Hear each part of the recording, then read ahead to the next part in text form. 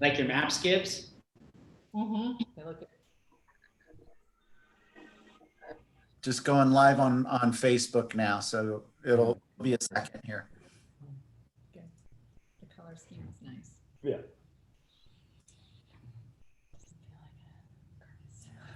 No.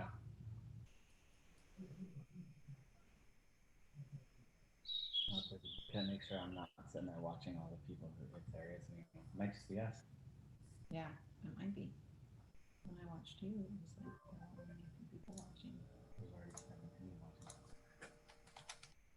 I don't know. This says attendees. Oh, wow. Hey, Gibbsy, Yeah. do you have Bonnie Beckett's email address in Hawaii? I don't know.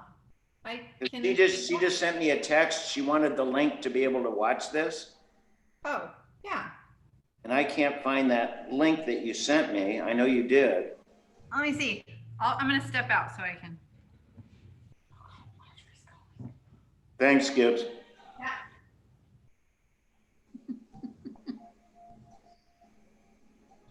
Does this chair make me look like I have shoulder pads?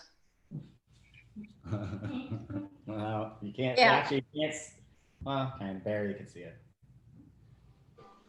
All right, looks like we're streaming on Facebook now. Very cool. So that always takes a little while.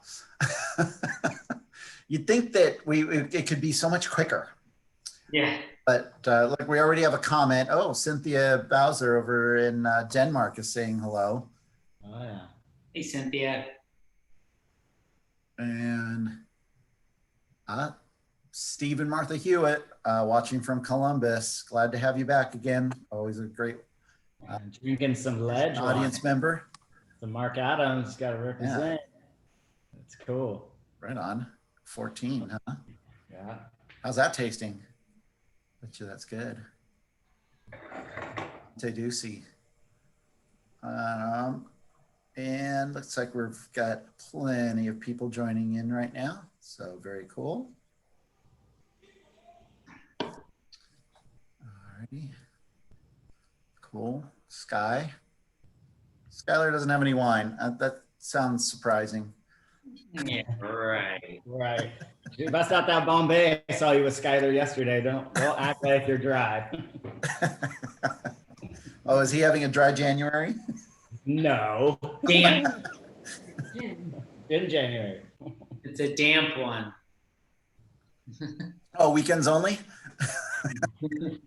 Hey, Chris Newport in New Hampshire. Good old Chris, old neighbor. Tell Jack I said hi. Cool. Just waiting to see what we get over on Facebook. They are a little bit. Looking on Facebook right now and it hasn't popped up yet. It hasn't? I don't see it. No. Oh, no, it's on. Yep, we've got some numbers coming in over there. Good. Very good. Cool. We'll just wait another minute before I introduce everything and get rolling. But we can still say hi to everybody else joining in. Cool. Yeah, we got lots of people in here. All right.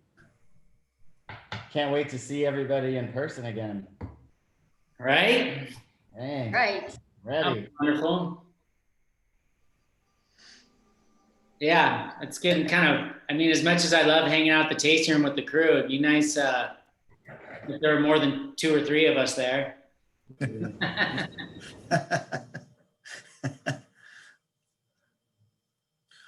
Odds. I think, okay. We'll wait until Gibbsy's back and I think then we'll roll. She's right here.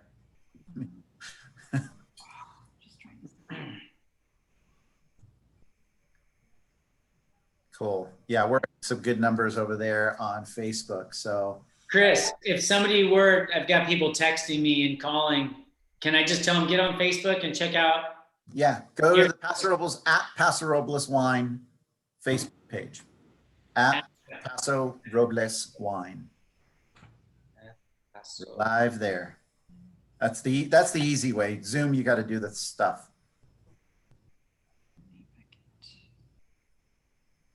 All right, we'll see if they can figure it out. They're about as tech savvy as I am, so they may or may not be watching the rerun. All right, cool. We want to sit down. Can you do it? All right. Sorry, I don't want to be on the camera. You guys get that email off and you're connecting people there? All right, all set. Yeah, she's trying. We Go can ahead, start you can without start. her. Just start. Okay. All right, I'll start. I'll start without you, Gibbsy, but we'll get you back in. All right, hey everyone, Chris Toronto here from the Paso Robles Wine Country Alliance. Thank you again for joining us for one of our Paso Wine Hours, renamed from the Zoom stuff because we were calling it that back when, you know, it was a thing. But it's the Paso Wine Hour. And this week we are honoring an iconic family to our Paso Robles wine region for the 2020 Paso Robles Wine Industry Persons of the Year Award. This is an award that we give out, the Wine Alliance does, and basically the wine community of Paso gives out every year for someone who has just been, whether they've been championing Paso for a while or not, or, you know, done something monumental over some time, just been an overall great steward and champion of the brand Paso, and have done a lot to help the whole region as a whole get recognized out there in the great big wide world of wine. And you probably would think at this point in time, well, why hasn't the Beckett family been recognized yet? Well, it's true. Why haven't they? It's a long time coming, but I'll first say congratulations to Doug and Nancy, to Jake, to Josh, for being named the 2020 Paso Robles Wine Industry Persons. It's such a long title. Wine Industry Persons of the Year Award. So this is an award that is voted on, nominated by the community, the wine community, and then voted on by the wine community. And so I'm thrilled to have all of you on the Paso Wine Hour show this week. Thank you for being here. I want to start off maybe throwing it to Doug and Nancy for a quick hot second to say hello and a few words from you. Yeah. Hi, I'm Nancy, and we love this area. We came up here to raise the boys, and the rest is history. It's just a beautiful area, great growing area as well, and we just love being here. And we have lots of friends here, and I'm still dancing and teaching and having fun every day. No, it's been a tremendous experience. When we came up here, 40 years ago, we had no idea that we would be in the wine business, even though we loved wine. It just seemed so far out of our reach. And so a combination of day jobs and starting up as a small winery, I think really paid off over the years. Give a shout out to Farm Credit real quick. They helped us a great deal. We couldn't have done it without them. But it's been a tremendous experience. We've watched Paso go from a handful of wineries, less than 10, to where they are today with over a couple of hundred. And we've seen a few people come and go, but the talent here has always improved every year. The wines have improved, and the reputation of Paso Robles has improved. And it's fun to be a part of that, to be recognized as a part of that. Whether it came early or late is immaterial. Being a part of the community is what makes it so special. So I thank everybody for believing in us and our family, and giving us an attaboy and an attagirl. We all like that now and then. Yeah, absolutely. And I want to give Jake and then Josh a chance to say a few words as well before we kind of get into the meat of our show here. Jake. Me, I'm Jake. Hey, Chris, thank you. This is awesome. So really cool. It's quite an honor. We've watched this go down for many years, and it's cool to be on this end of it. And it's been like my mom and dad said, moving up here when we were kids was kind of a different world.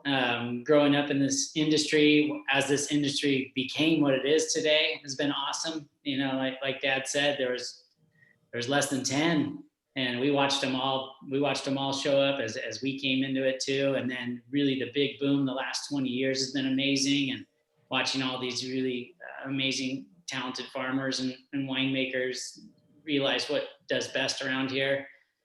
Especially the last 10 or 15 years has been really cool to see that progress and be a part of it.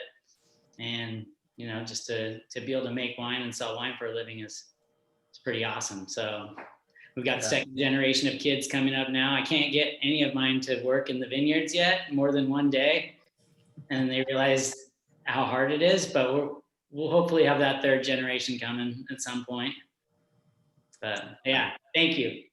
Yeah, absolutely. Thanks, Jake. Josh and Gibbsy, hello. Yes. Hi. Thank you. Thanks for having us. Yeah, super special. Very honored to be, to be a part of Paso, to be a part of the wine industry. It's, I don't want to say the same thing over and over that Jake and my dad have said, but it's crazy for what it has become from when we were kids, and and growing up out on Peachy Canyon Road, and just the whole area, how it's changed, and then seeing what the downtown and how it has evolved from, there was, I think it was Mexican food and A&W growing up as kids. Now we have world-class cuisine and art galleries, and the wines. I mean, to have the best, the most well-known critics in the world single out one winery. I mean, we saw all that come out today, and that's coming out of Paso. And to be a part of that is something very special, and to be honored by our peers and recognized by our peers, and being as Peachy Canyon, we've purchased and grown, purchased grapes from as far east and far west of the AVA and everything in between, and to all of our grower friends and winery friends. We just want to say thank you, and it's an honor, and can't wait for the next, years and the generations to come. Cool. Right on. Well, we're going to get into some wines as well here, because we have a 2006 Zinfandel and a 96 cab that we're going to talk about and tell a little story about when these wines were made and who was a part of it and all that good stuff. But let's go back in time a little bit. Doug and Nancy, what brought you to Paso? Like, why Paso when you decided to leave San Diego and start something new? Well, when the boys were really young, we were living in San Diego, and Nancy was born and raised in San Diego, and I, being a military brat, moved to San Diego for our final tour of duty. My dad in junior high school, and that's sort of how we wound up there. But watching the changes that had taken place over the years, living through the 60s and 70s, and the influence that was being laid on the kids. There's too many opportunities in San Diego at the time as they were growing up to get in trouble, to get in with the wrong crowd, to maybe have the wrong friends. And we had just decided that we wanted to move to a small community, and we looked all over the Western United States, and we kept coming back to San Luis Obispo County. Originally, we looked in Atascadero, and then we looked all over Paso Robles, but we really moved to Paso Robles to raise the boys in the country. We moved 6 miles out of town, and we thought if they got in trouble, we would have a better chance of catching them. If they got involved in anything that we really didn't approve of, we could catch them pretty fast. And if they got really pissed off at us, they had to walk 6 miles to town to see their buddies. So How did that work? Did that work out all right? I think it worked out great. I do, and I think that it was a tremendous move. Paso Robles, as it turned out, has been a great place to raise a family. The boys benefited from Paso High School. In the junior high school, they did well, and even though they got involved in everything they would have gotten involved in San Diego, we just caught them a little earlier, and so we had a chance to work with it and say, like we really don't like that, and they got it. They didn't miss a lick. They got to travel. but we always came back to this beautiful community, but that was it. We were looking for a place to raise our children. That's all that And matters. not looking necessarily to start a winery, because in 88 now, that's when the brand started, even though you were kind of working and a part of a different winery before that in 82, from 82 to 87. But, Right. But in 88, it was when Peachy was formed. Correct. And from the time we got to Paso Robles through 88 and into the early 90s, we had day jobs, which really helped us over those tough times. And until we felt we were at a point to where the winery could support us and could support the individuals that we wanted to bring on and give us an opportunity to grow beyond a 100-case winery, which we were for a number of years, to where we are today. But it's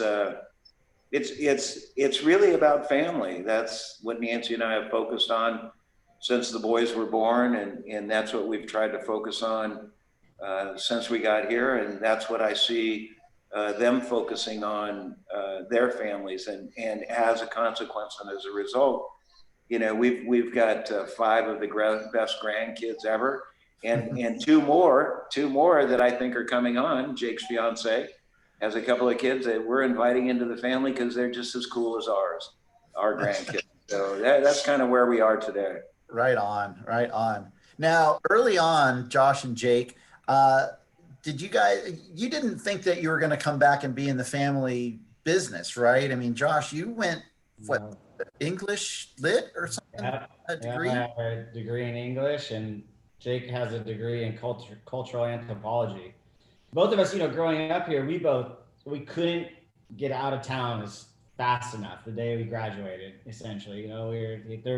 There had to be more than, life than Paso Robles at the time. It wasn't what it is today. And we were never put on restriction as kids. It was just either hoe weeds in the vineyard or wash tanks or wash barrels or scrub floors. So the winery was the last thing you wanted to do, right? That was just punishment. So we both bolted, for different reasons. I wanted to be a school teacher because I could have summers off and surf all summer and surf every weekend. And, at the time, I think there wasn't a lot of, even our friends and peers growing up didn't really even know we had a winery in our backyard, essentially, because it was so off the radar, the wine industry in general in Paso, that nobody really even knew about it. And I was thinking about that, today there's a few people that we grew up with that are in the industry now, a few Paso kids, we're all adults now, Appleton kids, from the Hopes to the Smiths to the Ogersolkas, there's a few, but the Duceys, we didn't really all run together as a winery clan, type, as now we all know each other as the wine industry and growers and buying grapes and sharing wines and blah, blah, blah. But yeah, we bailed and got degrees for different reasons and did not want to come back to Paso then, but very fortunate we did now. I don't know if Jake was on the same program, but.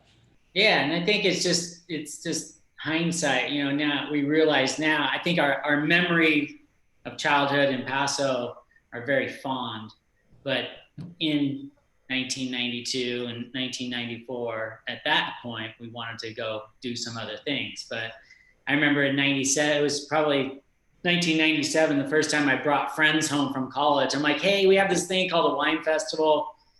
I've been doing it since I was 6 years old. You guys should come to town with me. You check it out. It's pretty fun. It's a giant drinking contest in our park. And they're like, cool. And so I brought a few friends home, and that was, it was different then. You just anybody just walked through the park. You just sort of jumped in and did it, blankets everywhere and stuff. My friends, I remember them going, do you have a winery? And I'm like, well, I don't. My mom and dad make wine, and do this. And they're like, Pete, you can't. My parents drink that wine, and this is awesome. And I go, yeah, it is pretty awesome, huh? And kind of started to change my thought process, and I started to realize that it was a pretty special industry. But yeah, we both, just wanted to go do other things and had really fond memories growing up here out in the hills, because we grew walnuts for years too. So the old Peachy Canyon Ranch, or Peachy Canyon Winery out on Peachy Canyon Road, that ranch was all walnuts before it was grapes.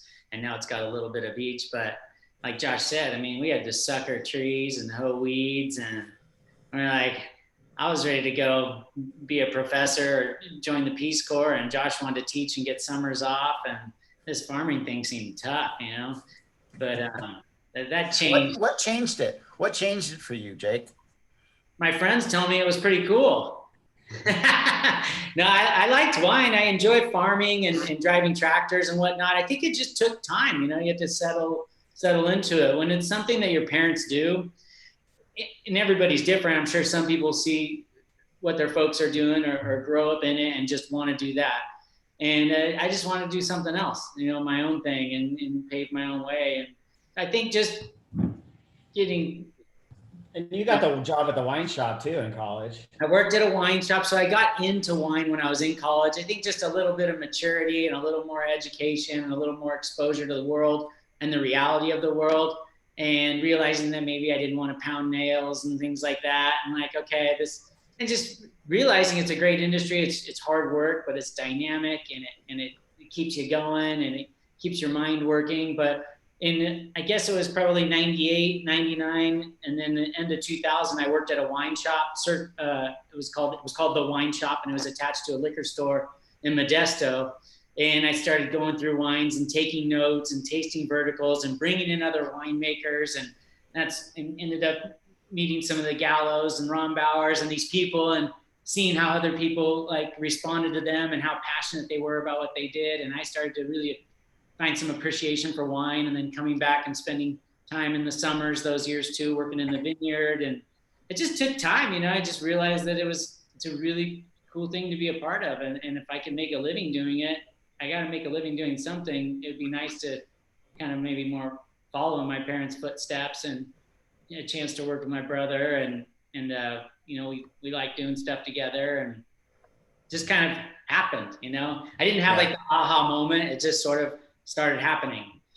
Well, I think also, you know, we've been a very close family since the boys were little. We've done a lot together. We got to travel together before they were out of high school, and so Nancy and I were former school teachers. I taught in junior high school and high school, and Nancy taught in middle school, junior high school. And so it kind of, it's in the blood. And I think the boys would have been outstanding teachers. My brother and sisters are teachers, and it's been in the family. But, and as much as I think a lot of people would have benefited from that experience with them, that many, many more have benefited from their experience in the wine industry.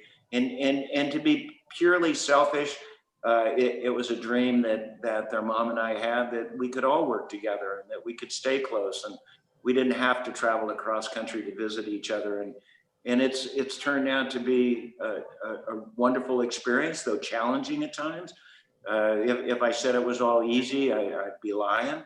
But we feel that I think that the strength that we have together as a family, the fact that our grandchildren are close by, has made it an incredible experience and beyond our wildest dreams ever. And so I think, you know, Jake was in a wine shop, and Josh, when he graduated from college, got a job in a surf shop in Ocean Beach down in San Diego. And I thought, okay. I know that I recruited both of them. Hopefully I didn't put them on the spot too much, but it was for selfish reasons, to keep them close by, and I admit it, and they know it. Their mom and I we love every minute that the family's together. So we've been very blessed. Yeah. And it's no wonder then that, Jake, you ended up kind of getting into, not only, you were saying, you know, you like being on the tractor, but then also you're working at a wine shop. So no wonder when you guys came into the family business, Jake, you were still on a tractor, but then you were also out on the road selling. Josh, you ended up going into production, of which now you're back in the winery again and you're winemaker again. But what led you into the winemaking part after working in a surf shop? I was, well, a couple things. Luckily, Gibbsy and I were dating in college, and she knew Paso already. So that was easy for her to come when I moved home. wasn't like I was bringing this random to some podunk town, that she knew what she was getting into. It was a podunk. It was town. podunk still, I knew but- that. I was actually initially why I came back was because I was doing retail, and my mom and dad had moved the tasting room over to 46 Road in Bethel, where the new tasting room is today, at our old schoolhouse vineyard. And they asked if I would come back and help get their POS system set up and kind of bring all my surf shop knowledge to there and get all the tasting room up and running. And then we were out on Peachy Canyon Road, where somebody asked where Manasseh and Young is today, is where the original Peachy Canyon was.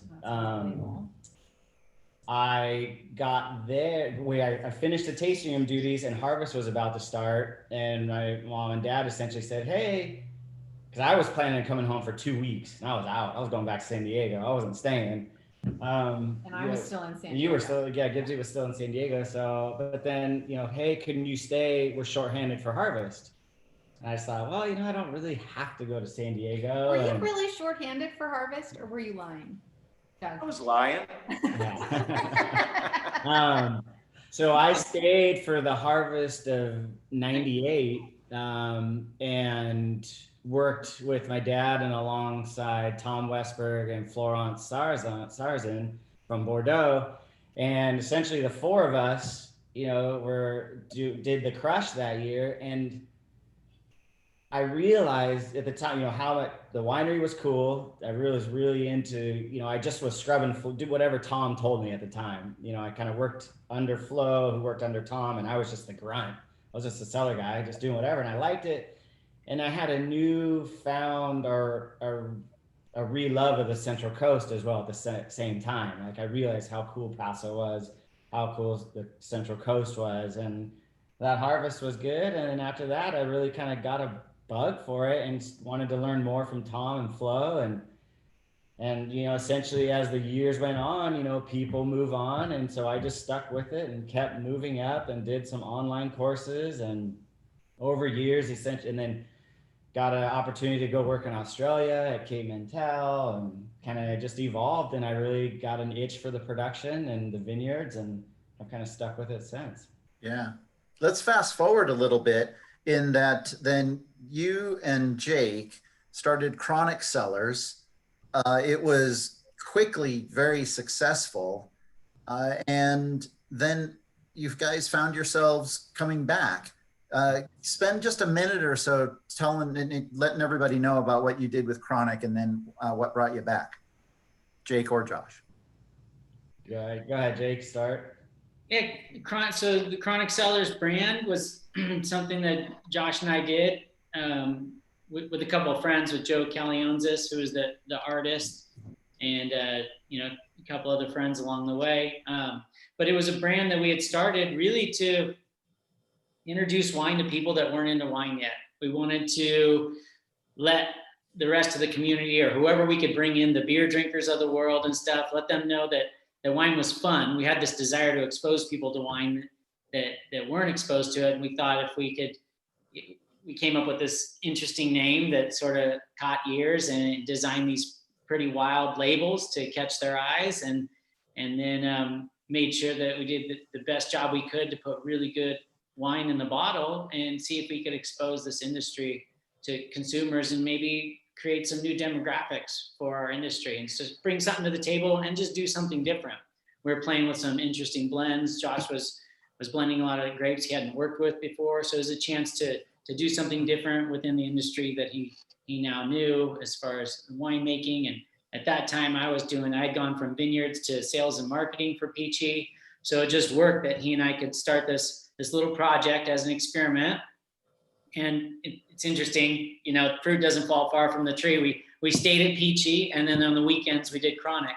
But I would travel and sell Chronic, and Josh was making it, and it quickly got traction, and it did find a community, and it's still strong today. And we had a lot of fun doing it, and eventually it got big enough to where we moved on, and Dad and Peachy Canyon, we worked together to replace us at Peachy, and we went away and did the Chronic Cellars project for a number of years. And then we were fortunate enough to meet up with a company out of Novato up in the Bay Area and sold it to them 6 years ago. And then stayed on with them for an additional 5 years. And then 2 years ago in April, came back to Peachy as my parents transitioned out, and we were going through some changes here. And Josh and I came back as managing partners, and Josh, over the last year, eventually moved into the head winemaking position again.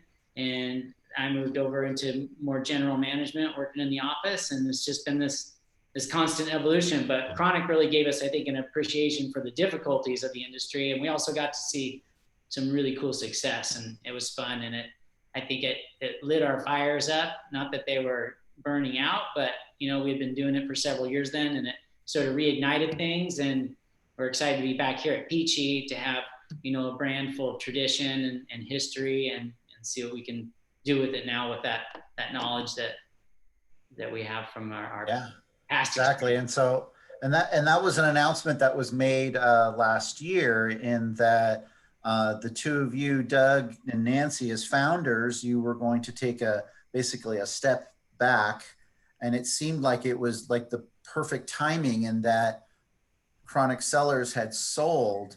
I mean, I don't think you probably could have timed it any better. It was probably just simply serendipitous, right, Doug?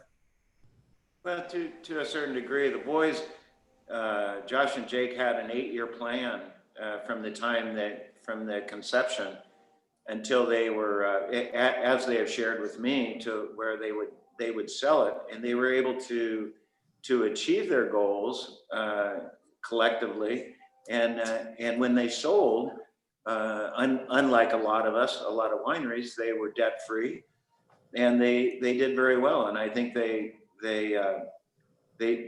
took an idea and they developed it and brought it to fruition, and then benefited from their hard work. And fortunately for us, they came back into the business. But they brought Chronic to me probably 16 years ago, or 14 years ago, and said, "Hey, Dad, we've got this idea." It wasn't like they were doing the shadow thing.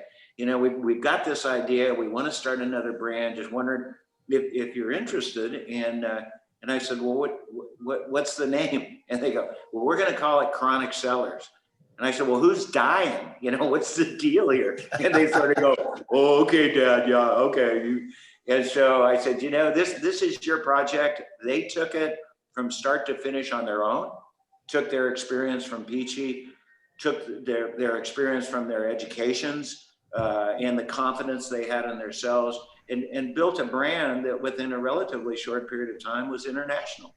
And it's still going strong. And kudos to both of them. They share the success, from coming up with an original name, to the names of the labels, to getting connecting with Joe Calionzis, their friend from elementary school, to create something that really stood out and made a mark. And we're very proud of both of them for what they accomplished and what they did, and the fact that they did it on their own. And anybody that's been in the business will tell you, this is one of the toughest businesses in the world. It's as hard as the restaurant business. You can run down the whole list, or to being an artist or whatever. But they prove that with a lot of work and determination and creativity, that you can be successful in this market. And they brought that talent back to Peachy Canyon and created a new focus, a new interest. And we're very proud of both of them. We were very comfortable when we decided to retire, knowing that the brand would go on, hopefully generational, and some of their kids down the road would get involved, and that's really what we're looking at. But they certainly deserve all the credit and take all the credit for their success. Awesome. That's great. We're going to get into wine here. We've got a lot of questions too that we'll hopefully get to. But before we do that, let's talk about where we stand right now with Peachy, as far as how many acres are you guys farming? Where are we at on production? And then are you sourcing fruit from different spots in town, or is it all basically estate?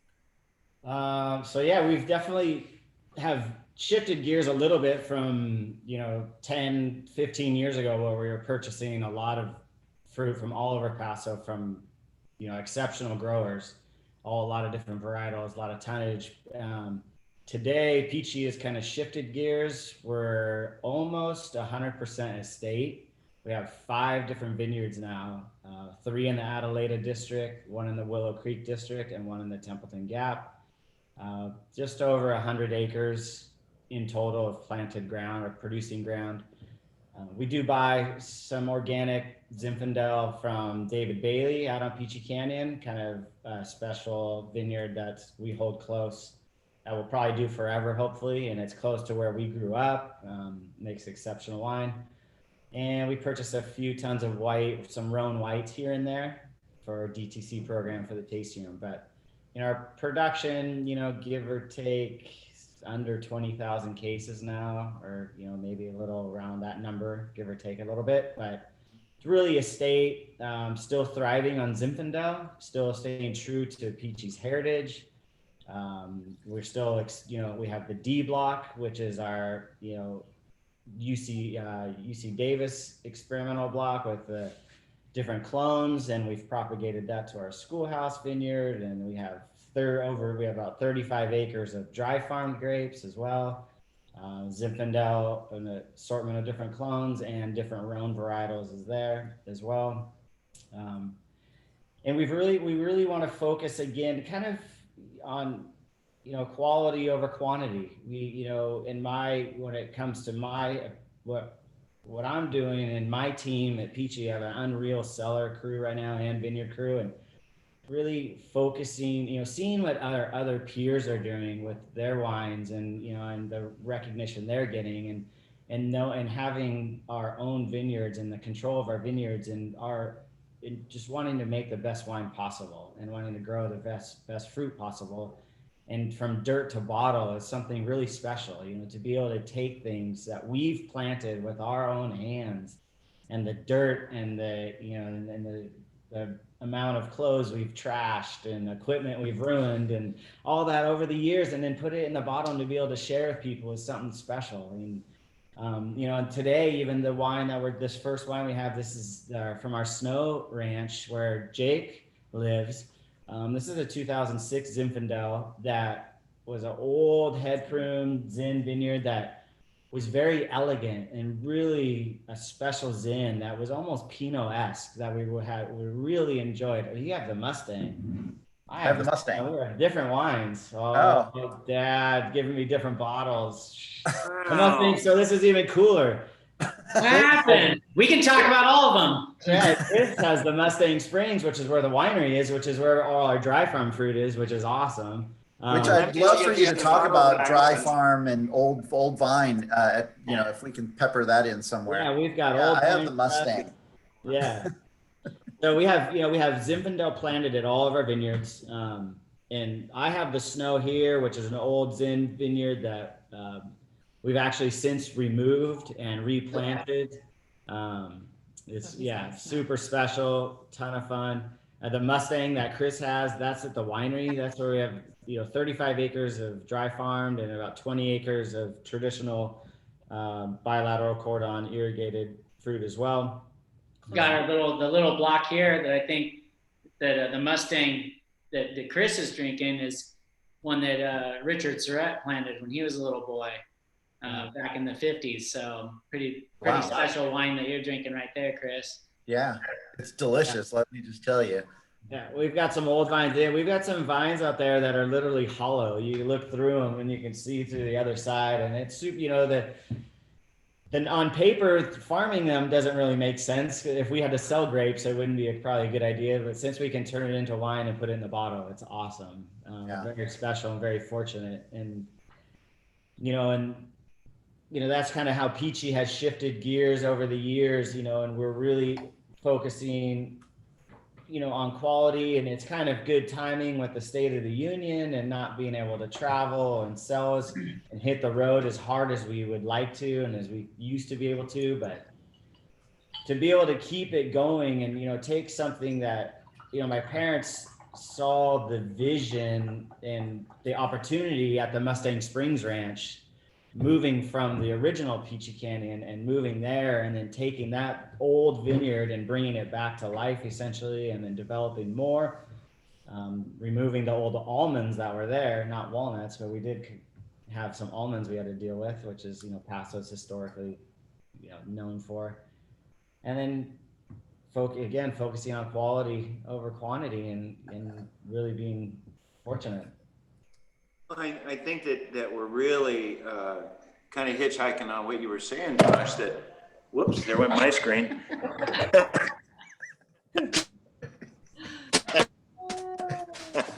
Yippee! How's that? Good. To be able to keep our relationship and the memory of Dick Surratt, that part of that history is very special. You know, we wanted to be a part of the community, and I think by working with older vineyards, working with individuals who had been here a long time. You know, Josh mentioned David Bailey. Well, I used to buy grapes from his dad when he was just up the street.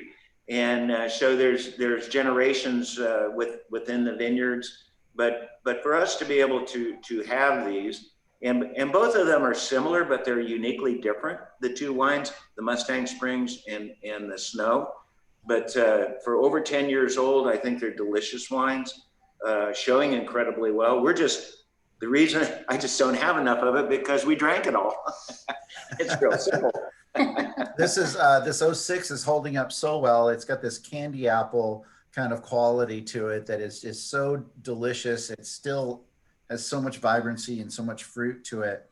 And it's still gamey though. It's still Zinfandel. It still has that kind of big free quality to it that you love in a Zin, and it's very youthful still. It's very. I think that, you know, they say you can't age Zin baloney. This is right. Awesome.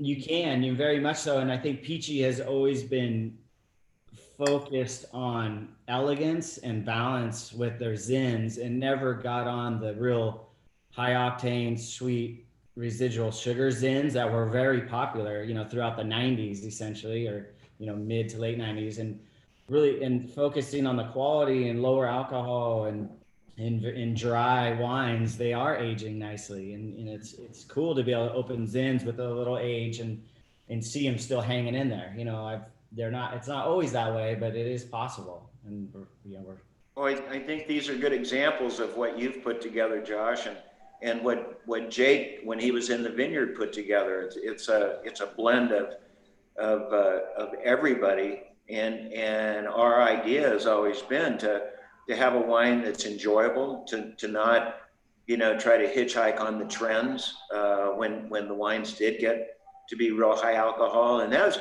was actually back in the 70s when Zinfandel fell out of favor. It's because they became real high octane, and they didn't know how to mask it, whether it be with oak or be with residual sugar. And to be a part of that, seeing Zin come back into its own in the early 80s and 90s was quite a thrill. And I think what Josh was alluding to also, you know, at one point, our goal was to do 100,000 cases, and we were selling wine all over the world. To hit 100,000 cases, in our particular situation, we had to make a lot of relatively inexpensive wines that we could, you know, get a lot of production. We had to buy a lot of grapes. We were actually going to the valley. And I think Josh and Jake decided, and with our support, and I, you know, give them a big attaboy for doing it. But before everything fell apart, they had made a decision to focus more on quality instead of quantity, which Josh has already alluded to. And I think they pulled it off. That the wines right now, which are in limited supply, are selling fast. They're doing very well. They're exceptional, and they're going to hold up for many, many years. And, you know, when some of the big boys have gone out, you know, Ravenswood is gone, Rosenblum is gone for the most part. You know, those were the guys I was shooting for. Those were my friends, and what they were doing was really exceptional, I thought, was Zin. But I don't think anybody has really come to the quality of the Zins that we've been able to produce, and the grapes that are produced in Paso Robles. Paso Robles, is, in my opinion, is really a Zin community. You guys have always been such great proponents. I know that you've all served on the board of ZAP, the Zinfandel advocates and producers over time, and always, of course, been a part of everything that we talk about when we talk about Zinfandel here in Paso, when it comes to ZinFest here, and anytime we've done any blogs or anything like that, it's so we always go to those Zin houses, and you are always on that top of that list. But we have another wine, and let's not forget Cab, because Cab makes up about 50% of what is actually grown in Paso. Although we are Zin country, we have Cab here too. And you guys made a Cab back in 1996 that Josh wanted to share. And I decanted this earlier and then put it back in bottle. And I mean, talk about the color, very little bricking, if any. And the thing is still. That caught my eye right away as well. I was like, holy cow. Yeah, this thing it's barely changed at all in 24 years or something. I was blown up. Yeah. And I know that you gave me some pictures from back then. Oh, yeah. So Josh, that's you, right? That's me. Had just graduated from college. I was coming back. That's that harvest I told you about. I got sucked in back into the Paso wine scene. I'd just come back from San Diego, and Tom and Florence and my dad and Steve. Yeah. That's crazy. Logan looks like you. And that was out on Peachy Canyon Road where Manazzi and Young is today. Yeah. Yep. Yeah. Sorry. Jumped ahead. The old Clark. Tom, is that right? That's Tom and Flo. Yeah. Awesome. And where's Tom these days?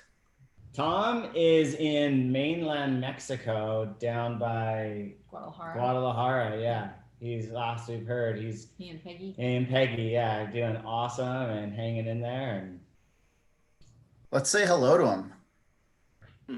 They here? sure. I see her name showing up down below there, Peg. I'm unmuted. Am I unmuted? Yeah, now you can put it on your camera, Tom. All right. Is that working? That is.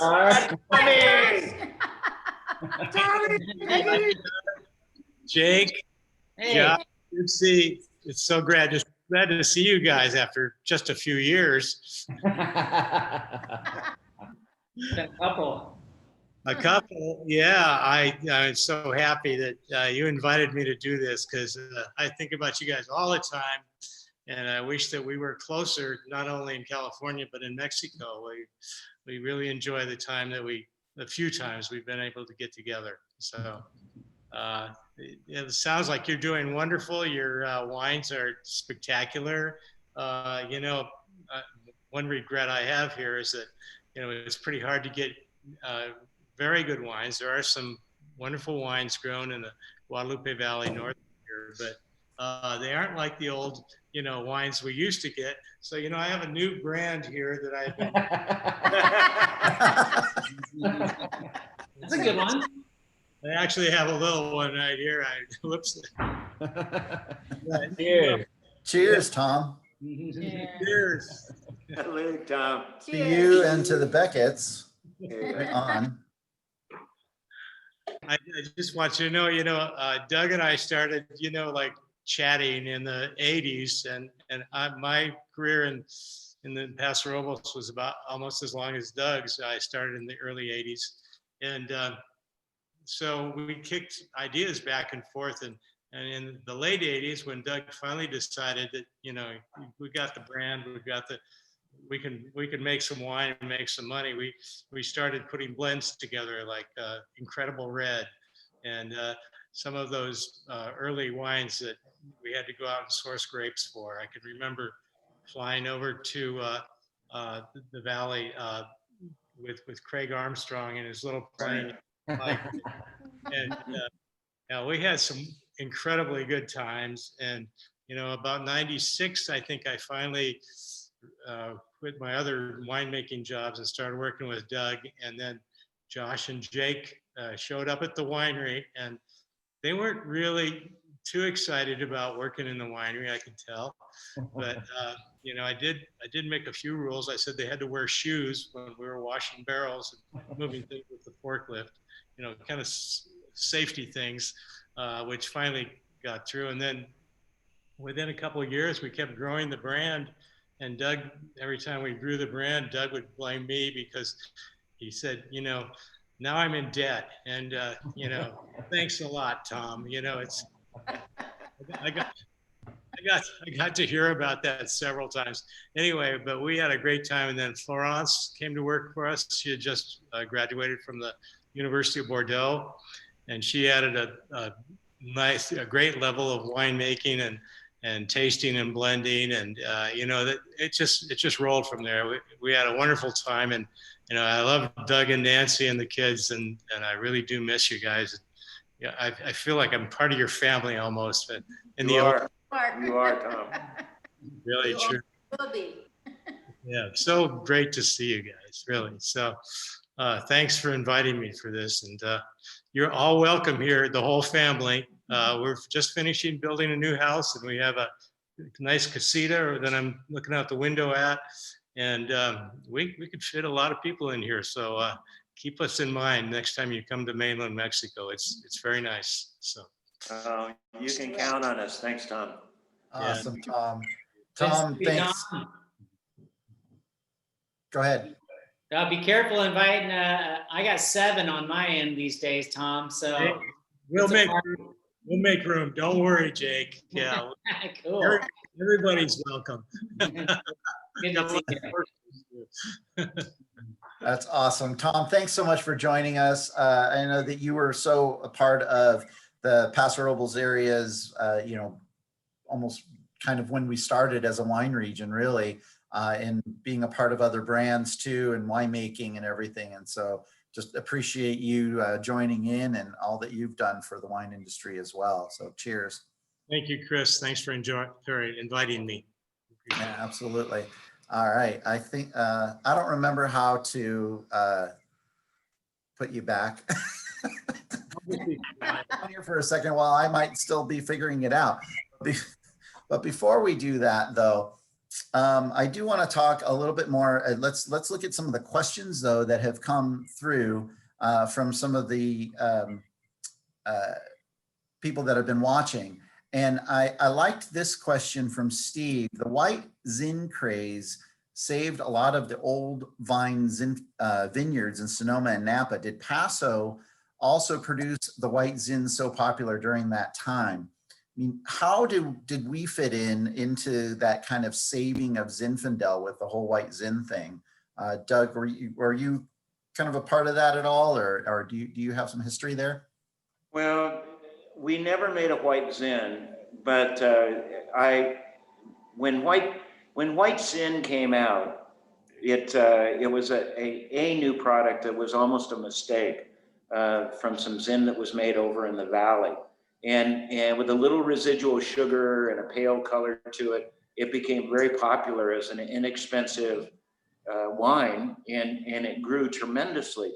Where white Zin really paid off was it saved all of the old vines.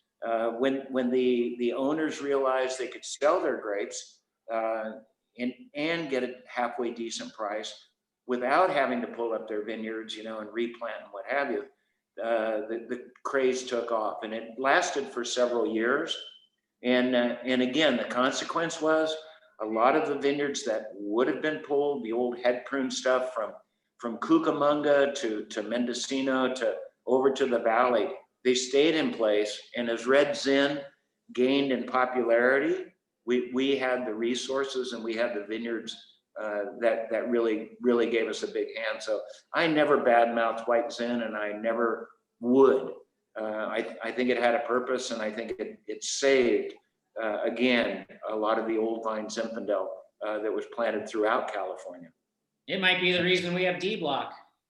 There you go. Yeah, I think you're right. Yeah, and D Block, you know, D Block is a collection of cuttings from all of the vineyards in California that have been certified to be over 100 years old and virus free.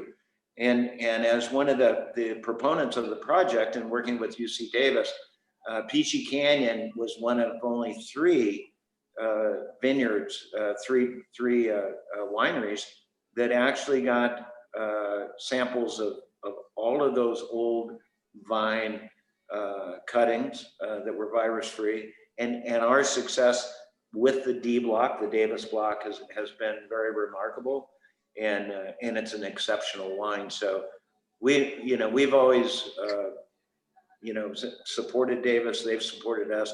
I did it while I was when I was involved with ZAP.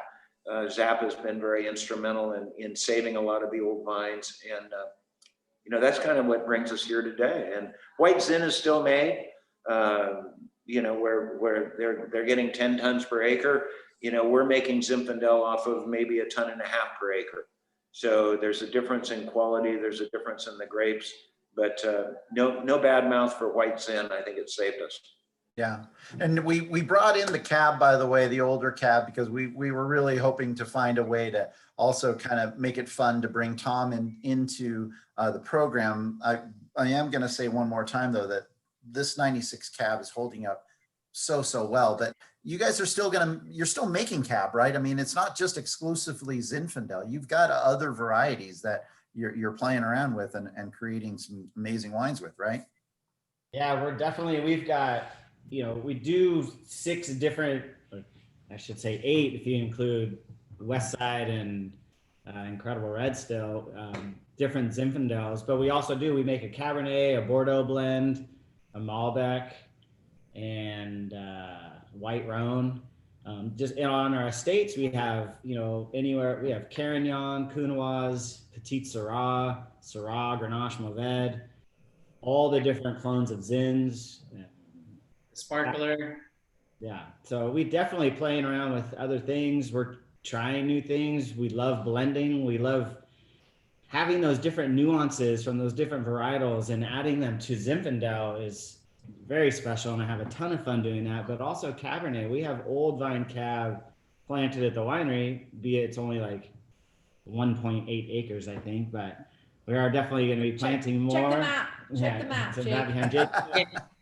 But we buy, there's a little bit of cab around town as well, and obviously, and there's some world-class Cabernet. 1.67. Some of the producers, some of the cabs coming out of Paso can stand up to the best cabs in the world. So it's, Paso, we are so fortunate that we do so many things extremely well that there's room for everyone, right? There's room for all of it. And we get fortunate to do our own thing. And, Zinfandel is probably one of the harder ones to name your hat on and to get recognition, but we're very fortunate that we have a varietal to hang our hats on, Yeah. And it's very special. And, to people, when they say Zin, to be a part of that, Rosenblum, Ravenswood Ridge, but also as with the newcomers, with the Bedrocks and the Day and the Sandlands and the new up and coming awesome Zins as well. And we're in the mix still. And, we're getting the press, the wines are getting better, the fruit's getting better. And yeah, so to be cab or Zin, we're doing it all still in different levels. Yeah. We have a fan of the Misbehave label. Is that still sticking around? What's happening with that? We're definitely still doing it. We're probably, as far as I can know of, I've been told by Argentinians themselves, the only ones that, not the smartest thing to do, but grow dry farm head prune Malbec. Yeah. I don't know anybody else is doing it. And they tell us that you're not supposed to do it that way, but it's actually phenomenal, the quality. So yeah, we are still doing Misbehave. We've got 2 dry farm blocks of Malbec at the Mustang Springs, and we have some over in the Templeton Gap on 46, a couple acres over there. And it's world class. Super excellent. But awesome. I think Josh is doing an incredible job. We discovered Malbec many years ago when we were at the Aspen Food and Wine Festival. Nancy and I was invited as a guest speaker. We couldn't afford to pay to pour our wines or to participate, but we were able to go to seminars, and that was our introduction into Malbec. And since traveling to Mendoza a couple of times and looking what Josh and Jake have been able to do with this varietal, I think again, it's just a waving a flag that is well deserved. The wine is scrumptious. They changed my label a little bit from my girl, but that's okay because it's still a beautiful wine. It is a beautiful wine. You were talking about traveling, Doug, and I just thought back on something that we talked prior to the show, like kind of pre-show. So I've been doing this for, at the Wine Alliance for 14 years, and Doug, way back when I first started with the Alliance and you were traveling often with us, you were always such a big proponent for Paso as a proprietor, as an owner, waving that flag. And I got to say, I think so much of that flag waving that you did early on was very, very instrumental to our region being recognized as a region, like truly, like you're serious, like you're a real wine region. You're not, I think people used to say Paso, like where in Texas are you? Or right. That, right? But your efforts, and then also you guys, Jake and Josh, your efforts over the years, and now Gibbsy, you being involved too so much. I was saying offline, like I haven't emailed with Gibbsy so much as I have in the last few days or a week now, as I have now. But you as a family, you clearly are working really well together. At least that's what it looks like anyway, from the outside looking in. Good. Getting a fist fight every now and then, but We are a family. I mean, you changed Doug's label, but he's cool with it for now. But it's awesome though to recognize you guys, because you've been such great proponents of the region. We're wrapping up on time here, and so I'm kind of bringing it back around that cheers to all of you, and keeping everything going as far as Peachy is concerned. Doug, I know you want to say one more thing. Yeah. Also, I'm hoping that Jake and Josh and Gibbsy, you might even have something to say as to what's next for Peachy Canyon. So Doug, go ahead. Well, I just want to give a quick shout out to guys like Toby Shumrick that came with me years and years ago when we were both still learning how to make wine, and he's got a gift, and we worked together at Peachy and worked for the Tobin James, their first couple of labels, and he's quite a guy. Robert Nadeau certainly contributed to our success, and Tom we can't leave out, or Florence. Terry Hogue, put some time in with us, and Robert Hansen.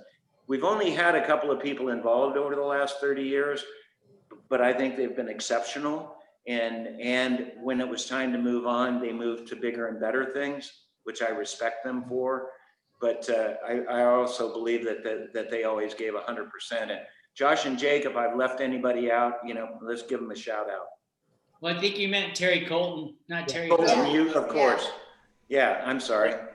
Yeah, it's been fun to be exposed to all of them and be around it. And from my perspective, the future of Peachy Canyon is to just keep aiming high, trying to do the best we can, flying our flag as far as being Zim producers and really pushing to promote Paso, and then also working with these other varietals that Josh mentioned.